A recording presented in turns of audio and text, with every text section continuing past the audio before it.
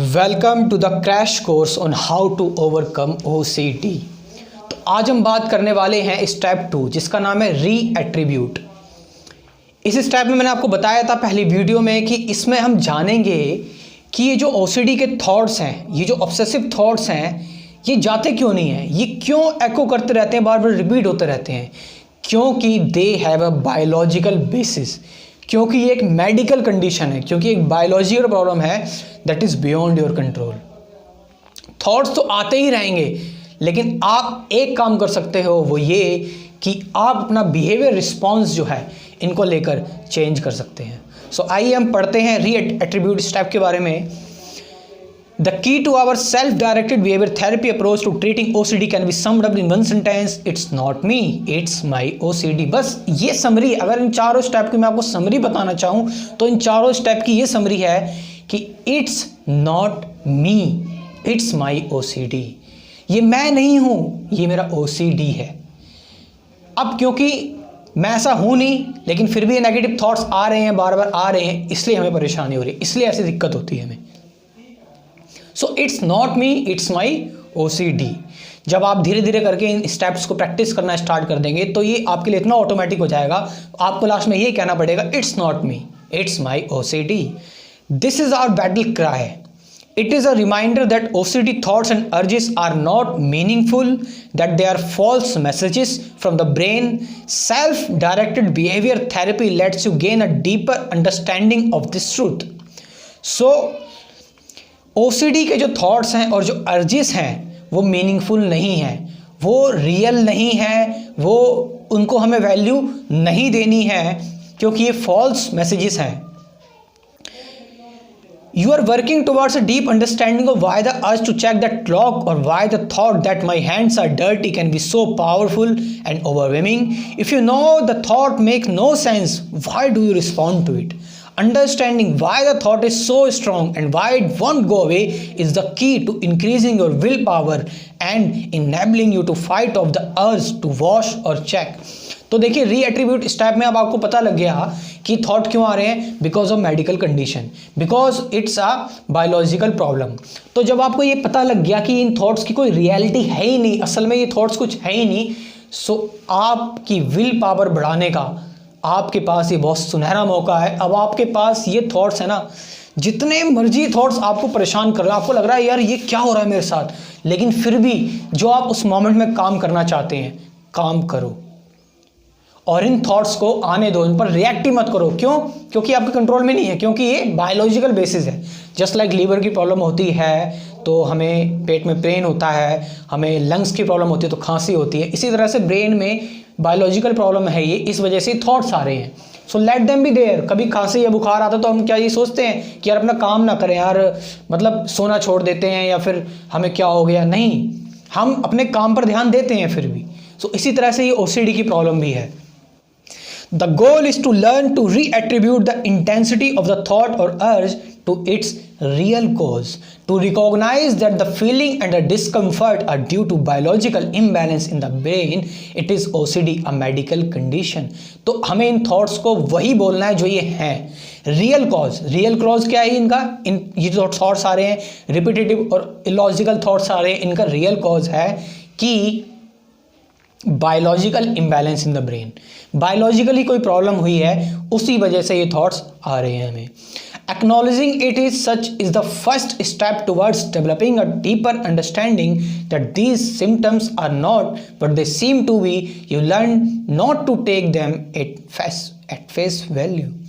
आपको इन थॉट्स को face value पर बिल्कुल भी नहीं लेना है, आपको इन थॉट्स को बिल्कुल भी रियलिटी पर नहीं लेना है, आपको इन थॉट्स को जस्ट इग्नोर करता है। यस, पावर लगेगी, आपको प्रॉब्लम होगी, आपको वो कहते हैं ना नो पेन नो गेन, दिक्कत आएगी, लेकिन रिवार्ड भी तो उतना बड़ा होगा, शांति भी तो उतनी बड़ी होगी।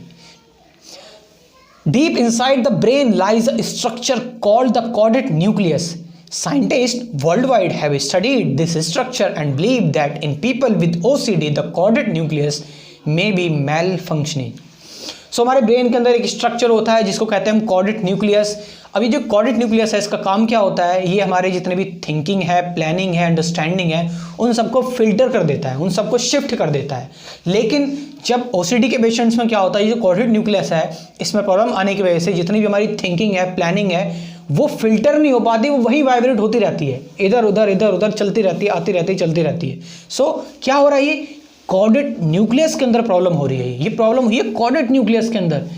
सो ये कॉर्डेट न्यूक्लियस की जो प्रॉब्लम है, आप तो नहीं हो ना, ये तो प्रॉब्लम है ना, ये रियलिटी नहीं है ना, ये तो ब्रेन में साइंटिफिकली कुछ ऐसा हुआ है जो ये थॉट्स बार बार आ रहे हैं। तो इसीलिए हमें इन थॉट्स को बिल्कुल भी ध्यान नहीं देना है, इनको इग्नोर करना है। जब भी ये थॉट्स आए, रिलेबल का मतलब कि ये ओसीडी है, और फिर थॉट्स आएगा ये क्यों है, क्योंकि मुझे बायोलॉजिकल प्रॉब्लम है, इसलिए ये रुक नहीं रही, आते रहेंगे। तो क्या करना है, इन पर ध्यान ही नहीं देना हमें बिल्कुल भी।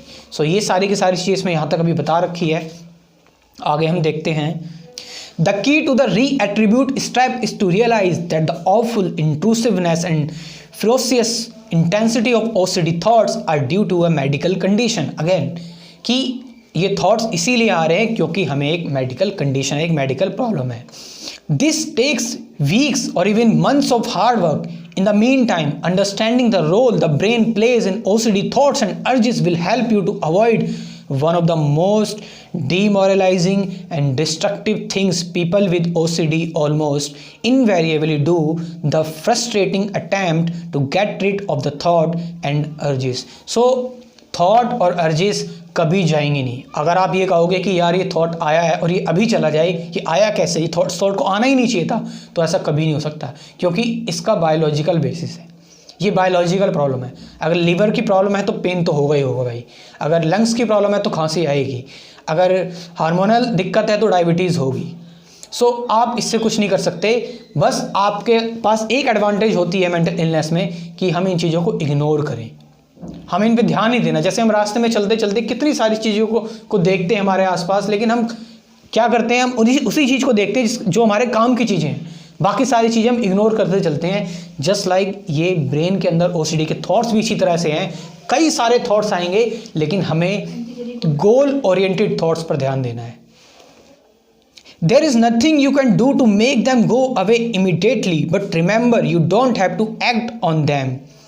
Don't take them at face value. Don't listen to them. You know what they are. They are false messages from the brain that are due to medical condition called OCD. Use this knowledge to avoid acting on them. The most effective thing you can do, something that will help you change your brain for the better in the long run, is to learn to put these thoughts and feeling aside and go on to the next behavior. फिर से ये बात बोल रहे हैं कि इन thoughts के बारे में मत सुनो, इनको रियलिटी से टच मत करो, ये थॉट फेक है, फॉल्स हैं, और इनके चक्कर में अपना टाइम वेस्ट करके खुद आपको रुकना नहीं है। जो आप काम करना चाहते हैं उस काम को कंटिन्यूसली आप करते रहिए। Do another behavior. Try something new. Trying to make them go away will only pile stress on stress, and stress just makes OCD thoughts and urges worse. अगर आपको कभी इमीडिएटली आपको OCD थॉट आ रहा है, आपको लग रहा है कि यार अब ये जो थॉट्स आ रहा है ये बहुत ज़्यादा खतरनाक है, तो आप क्या करो, अपने आप को कहीं, जब आप कोई यूज़फुल काम नहीं कर पा रहे तो आप कुछ इंटरटेनिंग काम करो, एटलीस्ट डिले करो उस चीज़ को। ओसीडी के जो अटैक होते हैं, जो थॉट्स के जो अटैक होते हैं, वो जब पढ़ते हैं तो एक इंसान को बहुत प्रॉब्लम होती है। सो आप उसके लिए क्या कर सकते हैं कि अपने आप को कोई गेम खेलने में, वीडियो गेम खेलने में, या बाहर आप ग्राउंड में जाकर कुछ फुटबॉल खेल सकते हैं, आप क्रिकेट खेल सकते हैं, आप किसी से जाके बात कर सकते हैं, आप वॉकिंग पे जा सकते हैं, रनिंग पे जा सकते हैं, लेकिन आपको उस थॉट को लेकर बैठना नहीं है, आपको कोई ना कोई बिहेवियर जरूर करना है। Using the re-attribute step will also help you to avoid performing ritual in a vain attempt to get the right feeling. For example, a sense of evenness or a sense of completion. Knowing that the urge to get the right feeling is caused by a biological imbalance in the brain. You can learn to ignore the urge and move on. Remember, it's not me, it's my OCD. So, OCD में क्या होता है, जो patients होते हैं उनमें यही problem होती है कि कुछ सेटिस्फैक्शन नहीं मिलती, राइट फीलिंग नहीं आ रही, कि यार ऐसा लगता है कुछ इनकम्प्लीट है, कुछ पूरी तरह से हुआ नहीं है। सो अब आपको पता लग गया ये क्यों हो रहा है, because of the biological problem in the brain, because it has biological basis, it's a medical condition just like other diseases. So don't react on these thoughts. By refusing to listen to the urge or to act on it, you will actually change your brain and make the feelings lessen. तो इससे क्या होगा, जब आप इन चीज़ों पर ध्यान ही दोगे तो आपको ये इफेक्ट ही नहीं कर पाएंगी जितनी भी फीलिंग्स हैं OCD की. If you take the urge at face value and act on it, you may get momentary relief, but within a very short time the urge will just get more intense. लेकिन आप अगर इस पर act करोगे, आपको reassure करने की बार बार problem है, आपको बार बार हाथ धोने की प्रॉब्लम है, ये सारी जो प्रॉब्लम अगर आप करोगे तो आपको मोमेंटरी रिलीफ तो मिलेगा, ऐसा लगेगा हाँ सही लगा, अच्छा लगा, लेकिन लॉन्ग रन के लिए ये आपके लिए ठीक नहीं है और ये आपकी इंटेंसिटी को, आपके थॉट्स को और भी ज़्यादा वर्स कर सकती है. So just ignore these thoughts and do whatever you want to do. This is perhaps the most important lesson that people with OCD must learn. It will help you to avoid being the sucker and taking the false bait of OCD every time. The relabel and reattribute steps are usually performed together to bring about a deeper understanding of what is really happening when an OCD thought or urge causes you such intense pain. So इन दोनों thoughts को आप एक साथ ही इस्तेमाल कर सकते हैं. It's not me, it's my OCD because I have a medical problem. That's it. Use mindful awareness to get beyond a superficial understanding of OCD and to gain the more profound understanding that the thoughts and urges are nothing more than fallout from a medical condition. So ये एक medical condition है, ये एक false messages हैं, ये क्यों आ रहे हैं अब आपको रीज़न भी पता लग गया. सो ये था हमारा सेकंड स्टेप डिटेल में रीएट्रीब्यूट. Thank you very much.